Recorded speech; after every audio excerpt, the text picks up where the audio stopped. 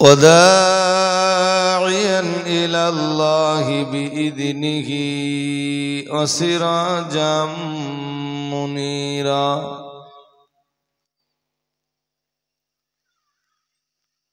فأعوذ بالله من الشيطان الرجيم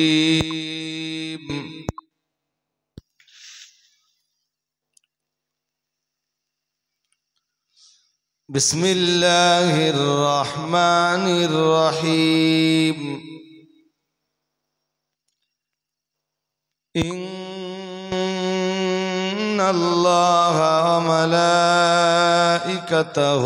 يصلون على النبي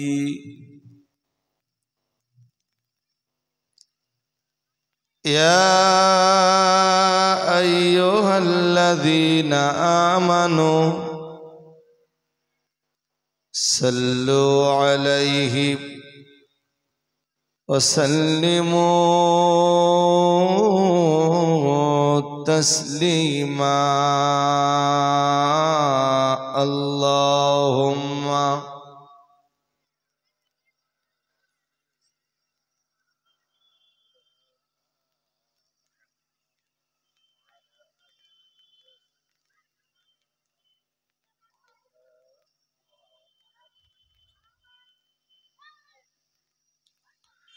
نحمده ونصلي على رسوله الكريم أما بعد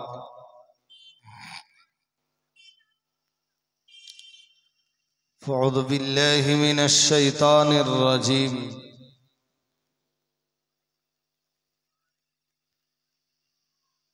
إن الذين قالوا ربنا الله ثم استقاموا تتنزل عليهم الملائكة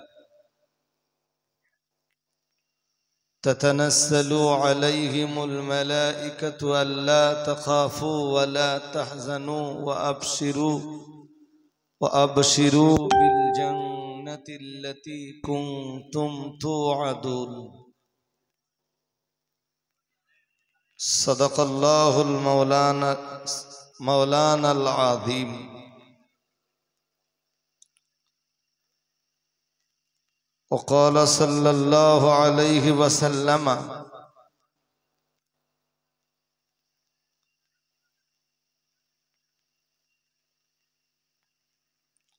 الصوم جنة صدق رسوله النبي الكريم وفي حديث آخر قال عليه الصلاة والسلام يموت المؤمن بعرق الجبين صدق رسوله النبي الكريم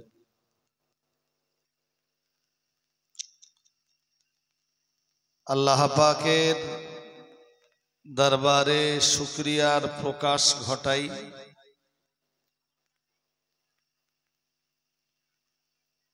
যিনি মাহে রমজানের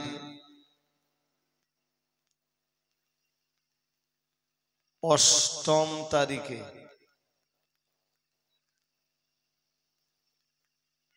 মাইয়ের দিগের তরে ক্ষমা ও মাগফিরাত চাইবার উদ্দেশ্যে আমাদের সকলকে আজকের মজলিসে হাজির করেছেন বলুন আলহামদুলিল্লাহ আর একটু ভক্তি ভরে বলুন আলহামদুলিল্লাহ এমনি এই মুহূর্তটা আমাদের জন্য খুব ভালো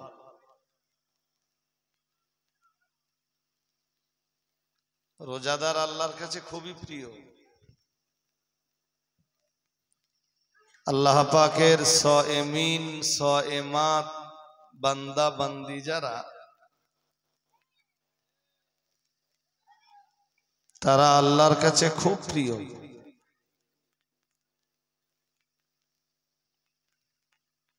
এক হাদিসে প্রিয় রাসূল বলেন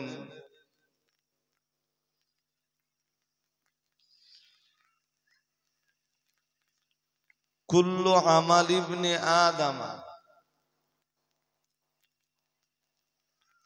ইউদাআফুল হাসানাতু বিআশরি আমসালিহা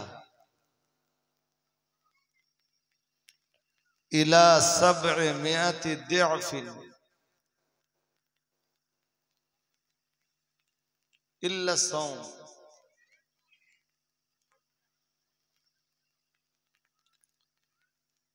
খুব মন দিয়ে শুনুন, অল্প সময়, এবং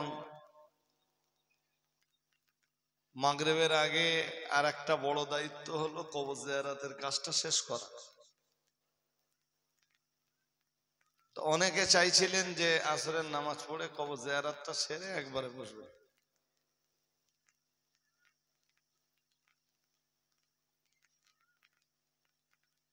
কিন্তু ইফতারের আগের মুহূর্তটা আল্লাহর কাছে বান্দাদের জন্য ওই সময়টা আরো ভালো। মানে এখান থেকে সময়টা যত ইফতারের দিকে আগাবে, বান্দা আল্লাহ পাকের তত রহমতের নিকটবর্তী হবে।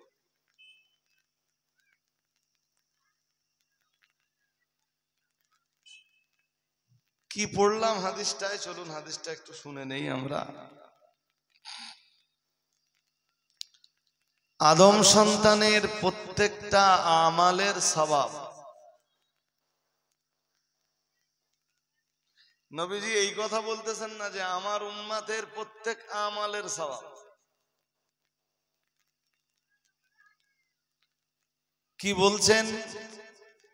কুল্লু আমাল ইবনে আদামা, আদম সন্তানের প্রত্যেক আমালের সওয়াব। এই কথা আমাদের নবী বলতেছেন, মানে যাদের উদ্দেশ্যে বলছেন তারা সবাই উম্মতে মুহাম্মাদী। তারপরে তো আর কোনো নবী নাই, তাই না?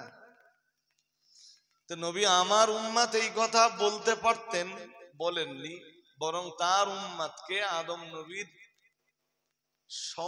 মানে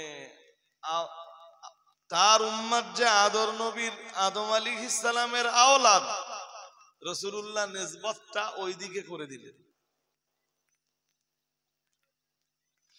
দিয়ে বললেন আদম সন্তানের প্রত্যেক আমালের সওয়াব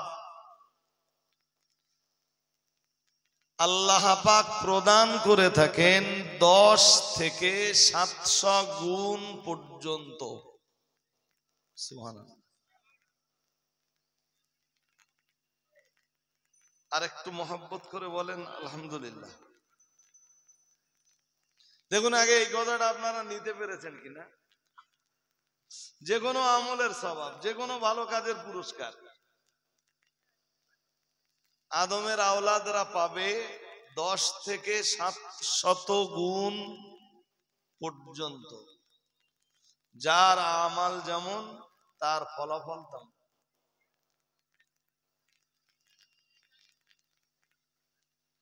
ভাই একটু এগিয়ে এগিয়ে বসলে সামনে যেটুকু জায়গা আছে, যদি কিছু মনে না করেন, তাহলে বারবার ডাকতে গেলে সময়টা লস হবে। আর আমি ইফতারের আগে যা মানে কটা কথা বলবো ভাবছিলাম সেটা আবার বলা হবে যদি বারবার একটুখানি আগান। মাঝখানটা একটু খালি হয়ে গেছে, পিছন থেকে আপনারা একটু আগান ভাই, সবাইকে একটু বসতে সুযোগ দেন।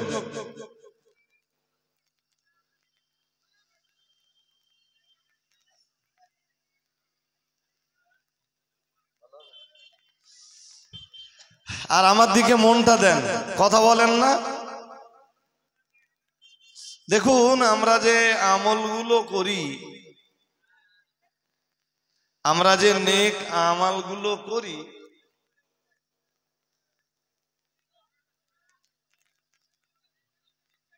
সবার নেক আমলের বৈশিষ্ট্য কিন্তু একরকম না।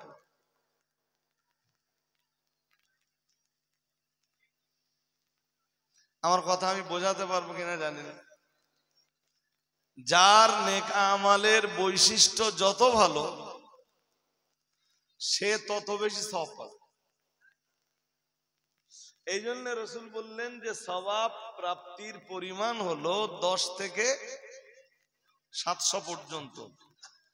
কত বলুন? 10 থেকে। যার আমাল যত ভালো তার সওয়াব তত বেশি, তার পুরস্কার তত বেশি।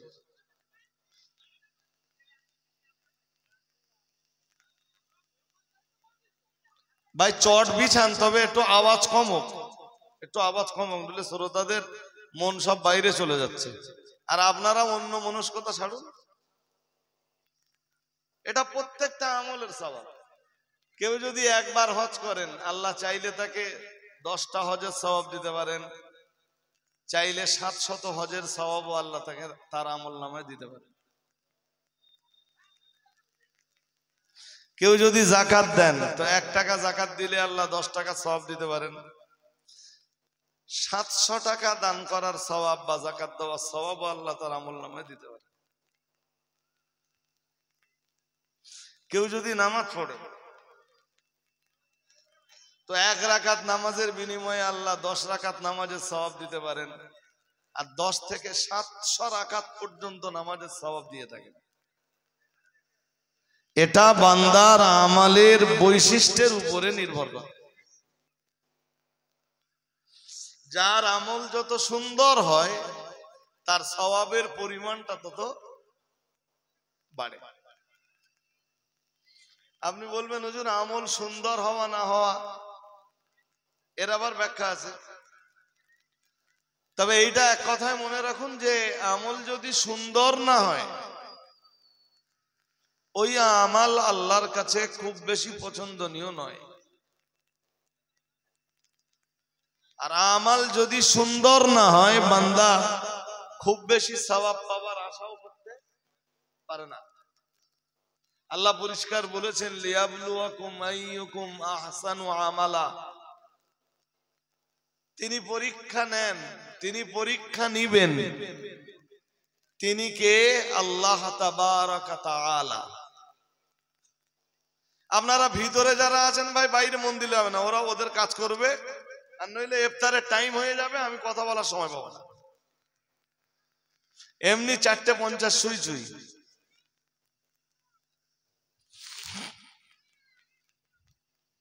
তা আল্লাহর কাছে কোন আমল পছন্দনীয়? যে আমলটা হয় আমালে আহসান, সবচেয়ে সুন্দর আমল। যে আমল যত সুন্দর হয়, আল্লাহর কাছে সেই আমল তত পছন্দনীয় হয়। যে আমল যত বেশি হয়, সেই আমল আল্লাহ তত পছন্দনীয় হয়। বিষয়টা এরকম নয়।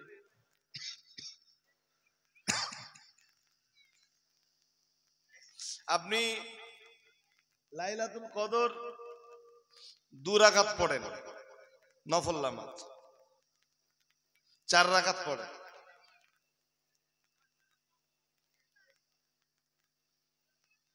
কিন্তু আমলটা যেন সুন্দর হয়।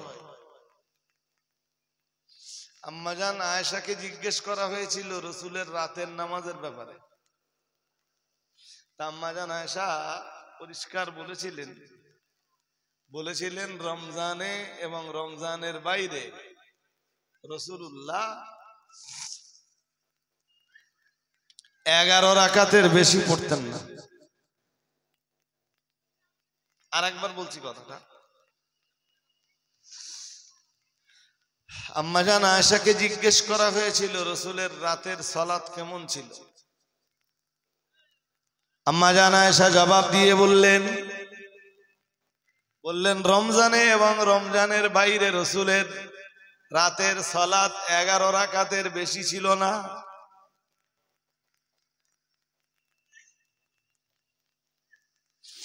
লামাজাবি বন্ধুরা এইটারে বলে যে এটা তারাবির নামাজ। এইটা যদি তারাবি হলো, আম্মা আয়েশা ওই হাদিসের শুরুতেই বললেন রমজানে এবং রমজানের বাইরে নবীজি 11 রাকাতের বেশি পড়তেন না। রমজানের বাইরে তারাবি আছে? হ্যাঁ না বলবেন, তাহলে বুঝতে হবে যে ওটা তারাবি নামাজ না। 11 রাকাতের বেশি আল্লাহ রাসূল পড়তেন না রমজানে এবং রমজানের বাইরে। এরপরে আম্মাজান আয়েশা বললেন, ফালা তাসআল আন হুসনিহিন্না ওয়া তুলিহিন্না। আমার বলার উদ্দেশ্য এইটা। আম্মাজান আয়েশা বললেন, তবে তোমরা আমাকে জিজ্ঞেস করো না তিনি কত সুন্দর করে ওই 11 রাকাত নামাজ পড়তেন, এ ব্যাপারে তোমরা আমাকে কোনো প্রশ্ন করো না। মনটা আমার দিকে রাখতে হবে, তাহলে আমার আগের কথার সাথে পরের কথা মিলবে। আম্মাজান আয়েশা বললেন, ফালা তাসআলনি, আমাকে প্রশ্ন করো না, আন হুসনিহিন্না,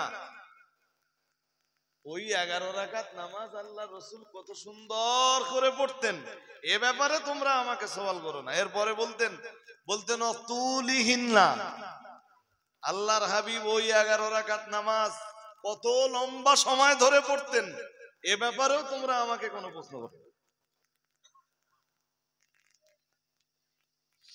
আমরা যখন সালাতে দাঁড়াই, নামাজে দাঁড়াই, পিছন থেকে ব্যস্ততা আমাদেরকে তাড়া করে বেড়ায়।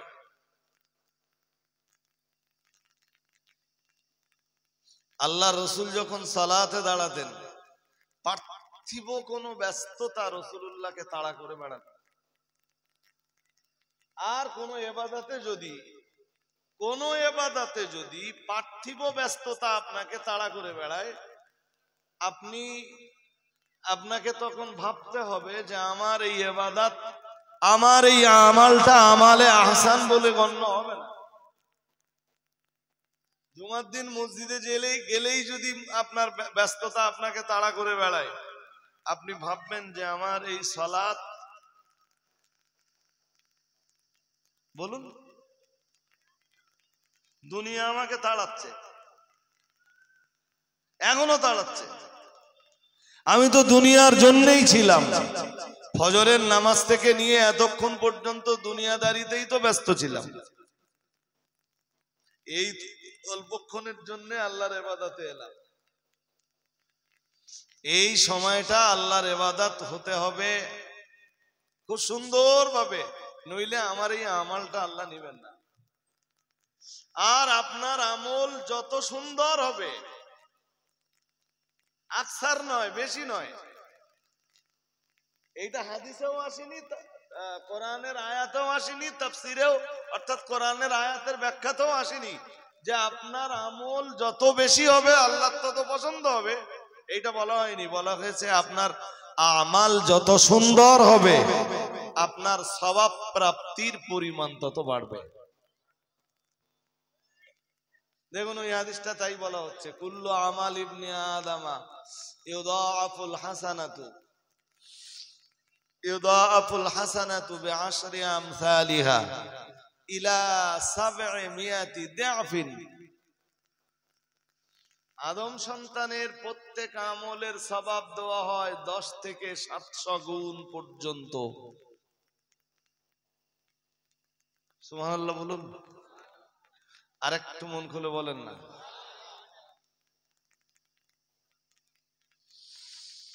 ইল্লা সাম, নবীজি বলেছেন রোজার সওয়াব ব্যতীত।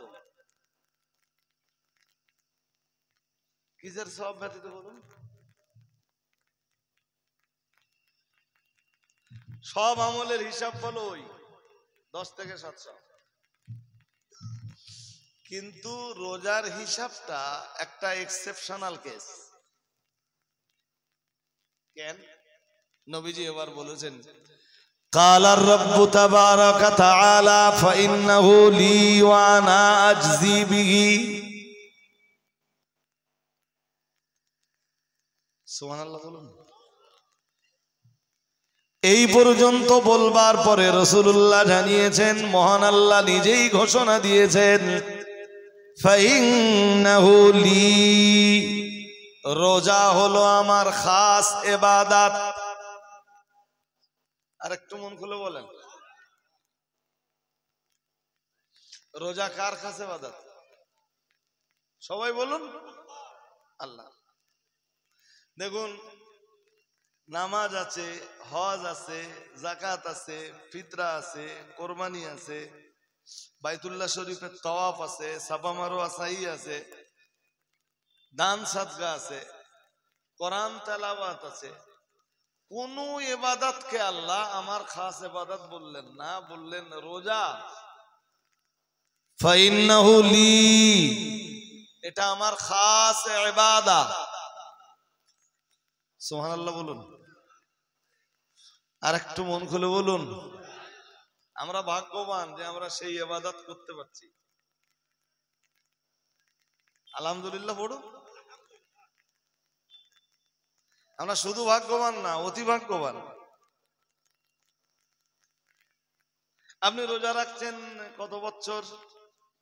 যদি 15 বছর বয়স থেকে রোজা রাখা শুরু করে থাকেন, এখন ধরুন বয়স হয়েছে 65 বছর।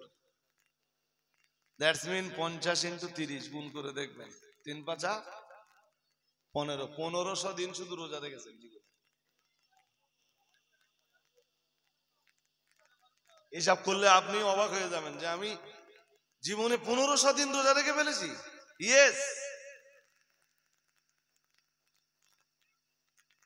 65 থেকে প্রথম 15 বাদ দেন। 50 বছর ধরে আপনি প্রতি বছর 30টা করে রোজা রেখেছেন, কি 29টা রোজা রেখেছেন। এই 50কে 30 দিয়ে গুণ করে দেখেন, 3 × 5 = 15। 1500 দিন হবে। আপনি টোটালে 1500 দিন রোজা রাখতেছেন। আর 65 বছর বয়স পর্যন্ত একজন লোক রোজা রাখেনি, এর মানে কি এই 1500 বছর, এই 1500 দিনের রোজা ওর ঘাড়ে চেপে আছে। এই পাপের বোঝা নিয়েও কবরে যাবে যে করিনি। আমার কথা বুঝতেছেন নাকি? এখন আমরা কবরস্থানে যে ক্ষমা চাইবো, আল্লাহ ক্ষমা করতেও পারেন, নাও পারেন, তবে ক্ষমা না করার সম্ভাবনা একদম পরিষ্কার বলে দিচ্ছেন। বেসিক এবাদত না করার যে গুনাহ, হ্যাঁ, এই গুনাহ মাফ হয় না। আমাদের দোয়ার ফলে খুব বেশি হলে আল্লাহ আযাবটাকে একটু হালকা করে দেবেন, সাময়িকের জন্য সরিয়ে দেবেন, শাস্তিটাকে একটু লাঘব করে দেবেন। কিন্তু আপনার সারা জীবনের যে রোজা না রাখার যে গুনাহ, এই গুনাহ পুরোপুরি মাফ হবে না। নামাজ না পড়ার যে গুনাহ, নামাজ নষ্ট করার যে গুনাহ, এই গুনাহ মাফ হবে না। বলো, এই দুনিয়ার বেঁচে থাকা লোকের দোয়ায় এসব গুনাহ মাফ হয় না। আমি কি বোঝাতে পারছি আপনাদের? এরপরেও যদি কেউ ভাবেন না বেঁচে থাকা লোকেরা দোয়া করলে, আলেম ওলামারা আওয়াজ করে যে আল্লাহ কবরের আযাব সব মাফ করে দেয়, তো যে হুজুর বলতেছে সেই হুজুরের উপরে আপনাদের আস্থা থাকলে আছে, আমার তা দেখি। চলুন, তো আল্লাহ বললেন যে রোজার সওয়াবের হিসাবটা পুরো আলাদা।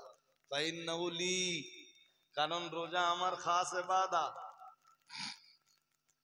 ওয়া আনা আজজি বিহি, রোজা শুধু আমার খাস ইবাদত নয়, মহান আল্লাহ জানিয়েছেন ফাইন্নাহু লি ওয়া আনা আজজি বিহি। রোজা এমন একটা ইবাদত, যে ইবাদতের সওয়াব আমি আল্লাহ আমার নিজের কুদরতি হাতে বান্দাকে দান করে থাকি। প্রত্যেক আমলের হিসাব কিন্তু হয় 10 থেকে 700। কত? রোজা এমন একটা আমল, যে আমলের হিসাব ওই হিসাবে হয় না। আল্লাহ বলতেছেন আমি নিজের কুদরতি হাতে বান্দাকে দান করে থাকি। আর আমি যখন দেই তো বান্দাকে এতটা দেই যাতে বান্দা নাজাত পেতে পারে।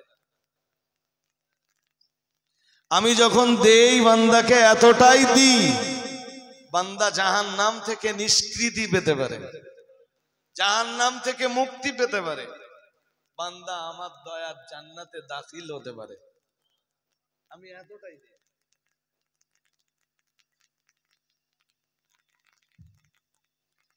কেন জানো বান্দা রোজার সওয়াবটা আমি নিজের হাতে দেই?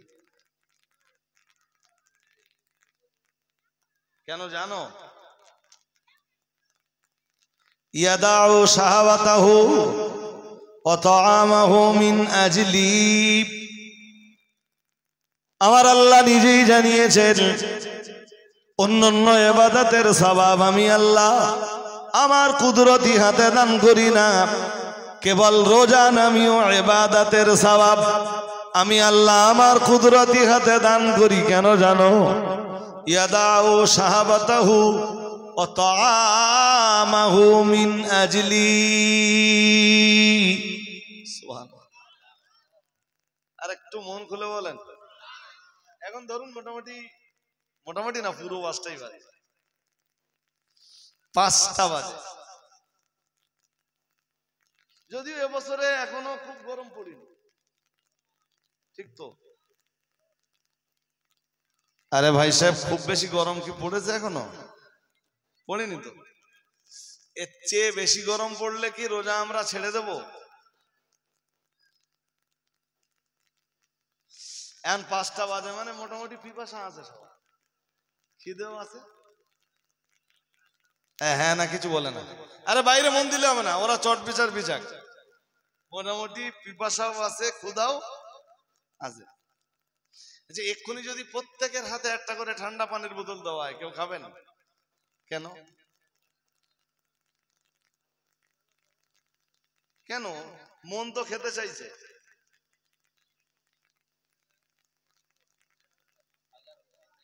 আল্লাহর অ্যাকচুয়াল কার ভয়ে খাই না? আল্লাহর ভয়ে। আল্লাহর ভয়ে এত পিপাসার পরেও পানি পান করি না, আল্লাহর ভয়েও। আল্লাহর ভয়ে সামনে খাবার আছে, খাবারও তাই না। ইফতারি দ্রব্য সামনে নিয়ে বসে মাঝে মাঝে ঘড়ির দিকে তাকাই, টাইমের দিকে তাকাই, আর কতক্ষণ? জোরে বলুন। আল্লাহর হুকুমের আর কত বাকি? আল্লাহ ওইটা বলতেছেন হাদিসে। হাদিসে কুদসিতে নবীজি জানাচ্ছেন যে আল্লাহ বলেছেন, কি বলেছেন আল্লাহ?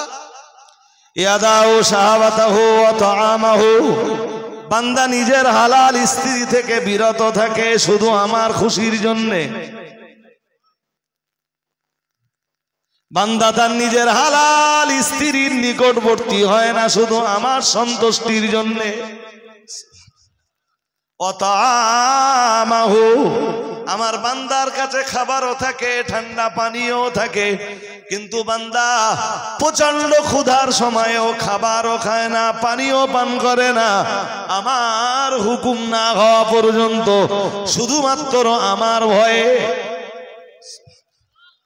এই জন্য অন্য অন্য সব ইবাদতের সওয়াব আমি ফেরেশতাদের মাধ্যমে বান্দাকে প্রদান করি, কিন্তু রোজা আমার খাস ইবাদত। রোজাদারের রোজার সওয়াব আমি আল্লাহ আমার নিজের কুদরতি হাতে দান করে থাকি।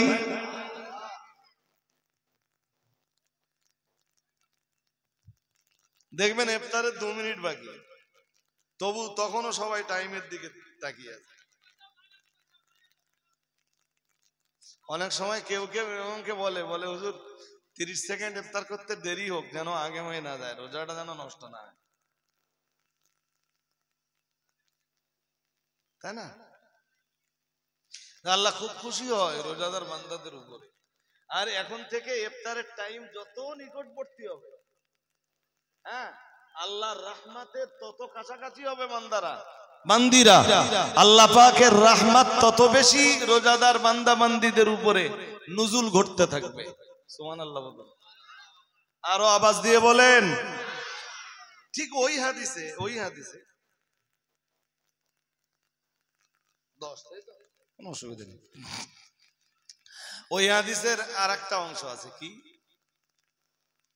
কি লিসাইমি ফারাহাতান। এটা মন দিয়ে শুনতে হবে আপনাদের। এই হাদিস মিশকাতে আছে, বুখারীতে আছে, মুসলিমে আছে। দুই এক জায়গায় একটু শব্দ আলাদা হলেও শব্দের মর্ম একই। হাদিস শরীফ বিবরণ দিয়েছে, রাসূল জানিয়েছেন লিসাইমি ফারাহাতান, রোজাদারের জন্য 2টা খুশি।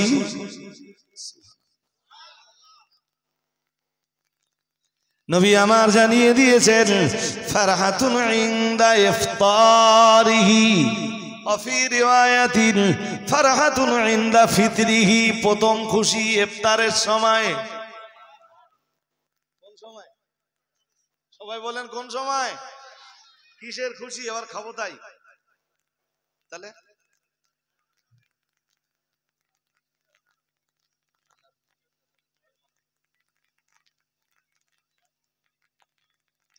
ইফতার করার পরে একটা দোয়া আছে জানেন? কথা হয় না, জানেন? খবর রাখেন না। ইফতার করলেন, পিপাসা দূর হয়ে গেল। হ্যাঁ, শিরা উপশিরা গুলো সারাদিন পানি না পাওয়ায় কেমন কেমন হচ্ছিল, প্রায় 1 লিটার পানি খেয়ে ফেলেছেন। এবারে শিরাগুলো একটু সিদ্ধ হলো তো, হ্যাঁ না বললাম? এই জন্য রাসূলুল্লাহ ইফতারের পরে আবার দোয়া পড়তেন। আপনি বলেন হুজুর আমরা তো ইফতারের আগে পড়ি, ওটা হাদিসে আছে। আর এটাও আছে, রাসূলুল্লাহ ইফতারের পরে আবার দোয়া চাইতেন, বলতেন যাহাবাজ জামা, পিপাসা দূর হয়ে গেল। আলহামদুলিল্লাহ বলেন। এরপরে বলতেন আফতাল্লাতিল উরুক, শিরা উপশিরা গুলো সিক্ত হয়ে গেল, ঠান্ডা হয়ে গেল। সুবহানাল্লাহ। এরপরে রাসূলুল্লাহ আবার বলতেন ওয়াসাবাতাতিল আজরু ইনশাআল্লাহ, আর আল্লাহ তার ইচ্ছাতে তিনি আমাদের জন্য রোজার পুরস্কারটাও নির্ধারণ করে দিলেন। এই 3টে কথা রাসূল বলতেন পিপাসা দূর হলো, শিরা উপশিরা সিক্ত হলো, রোজার পুরস্কার নির্ধারণ হয়ে গেল। ইফতার করার পরে রাসূলুল্লাহ এই দোয়া বলতেন। বাট আমরা তো এসব জানি না, এসব খবরও কোনোদিন দেখি না, শুনবার চেষ্টাও কোনোদিন করিনি। ইফতারের পরে এই ইফতারের সময় যে খুশিটা আছে, এটা কিসের খুশি? খাবো তাই? কথা হয় না। খুশি না, আনন্দটা কিসের?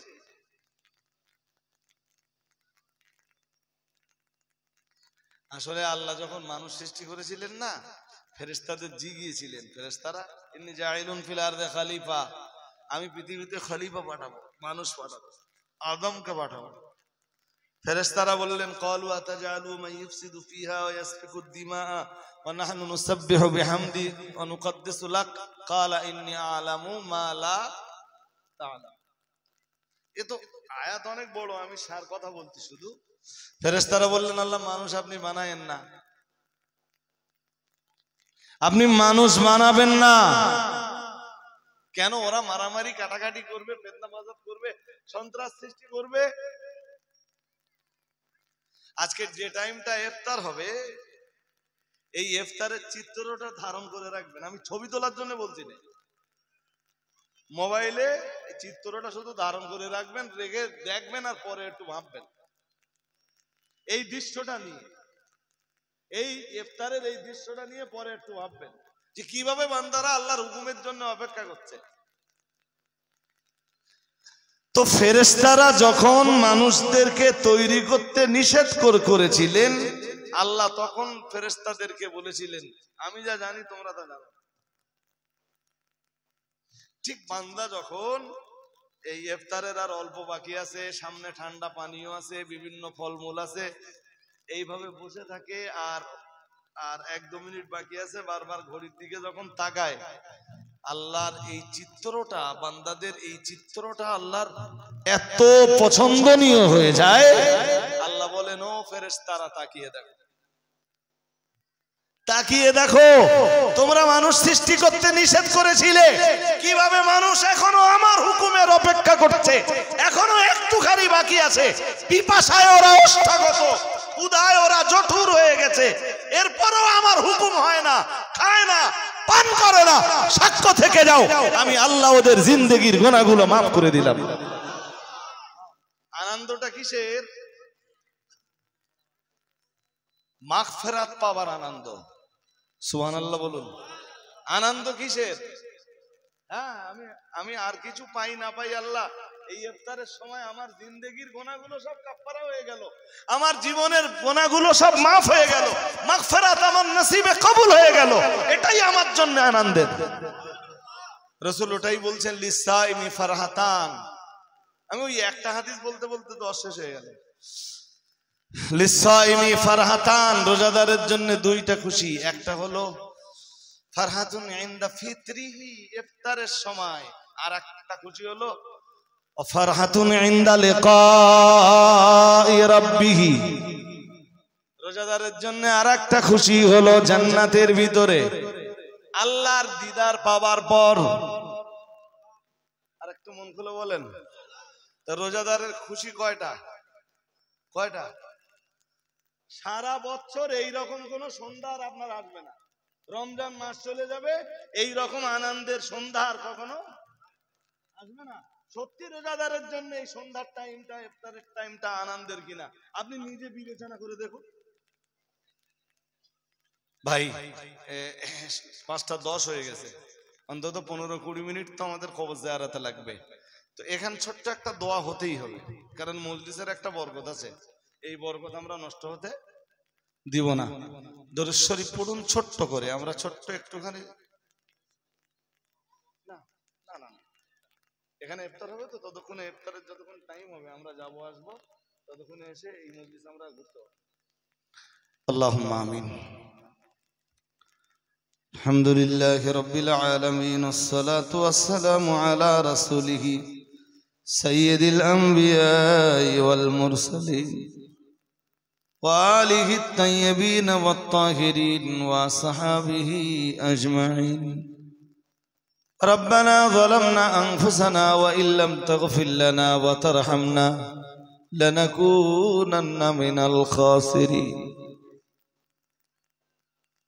মেহেরবানি করে আমাদের জিন্দেগির গুনাহগুলি তুমি মাফ করে দাও।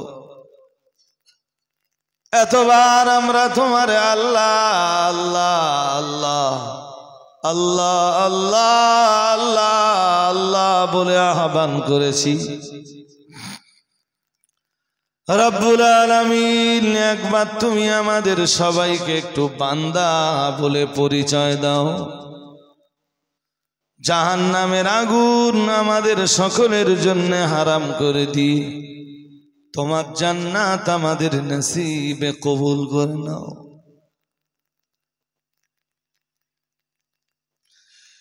তোমার সায়েমিন, তোমার সাইমাত বান্দা বান্দি হিসাবে আমাদের সবাইকে তুমি মঞ্জুর করে নাও।